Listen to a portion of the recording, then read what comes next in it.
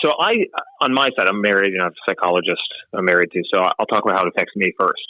Being a guy who has all this Latin training, I come in, trying to think, well, what in the world is my identity as an Easterner? I mean, I feel at home, very much liturgically, more than I ever did in the Latin West.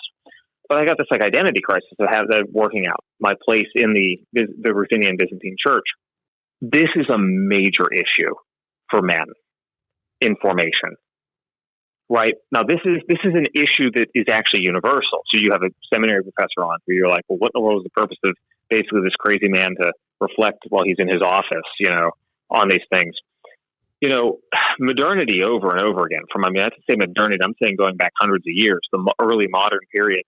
It so uproots so many different traditional patterns of life that there's a reason why philosophers and theologians of a more conservative stamp keep reflecting on what is our meaning? What is the meaning of man in the midst of all this change?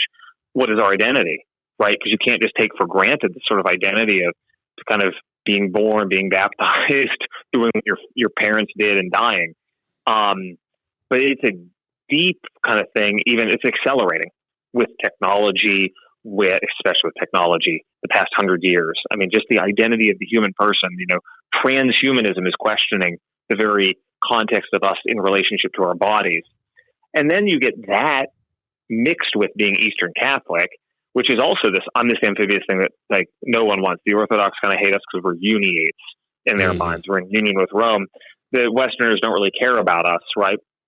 And so our men are kind of at the middle of both that general malaise of identity formation and also the Eastern problem. And people kind of list in different directions. I mean, we do have some guys who kind of are ex-Latin Catholics who remain very Latin. More often, the normal way is sort of to react by excess and be like, we don't want anything to do with sort of being, Catholic, except that we're in union with Rome. But that doesn't really matter. We are Orthodox, and it just happens to be we're in union with Rome.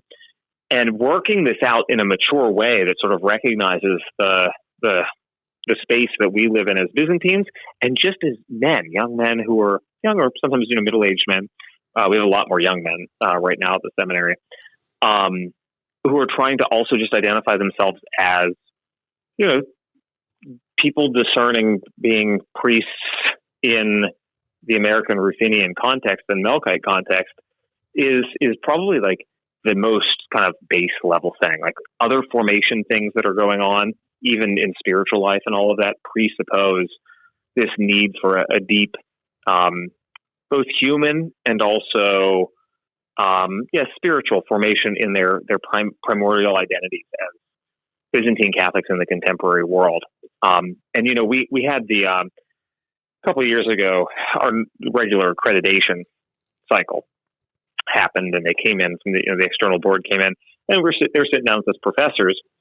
We were talking a bit, and we just mentioned a little bit about how this is a normal thing. Discussing our identity is a thing that comes up with our men all the time.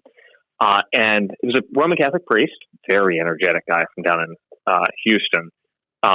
He said, the guys at our seminary, they're going through the same thing, but because they're in the majority, because they're kind of in the mainstream of Catholic world, they still convince themselves that they basically have some kind of prefabbed identity, right? They can kind of draw on still the last remnants of American Roman Catholicism, even though it's becoming more and more embattled kind of in the modern secularized world. But they're doing it too. You have the benefit of the fact that your circumstances almost immediately make you turn back around and realize that those who are looking to, take a certain life pattern that's quite traditional and at odds with the culture have to figure out, you can't just take for granted their identity.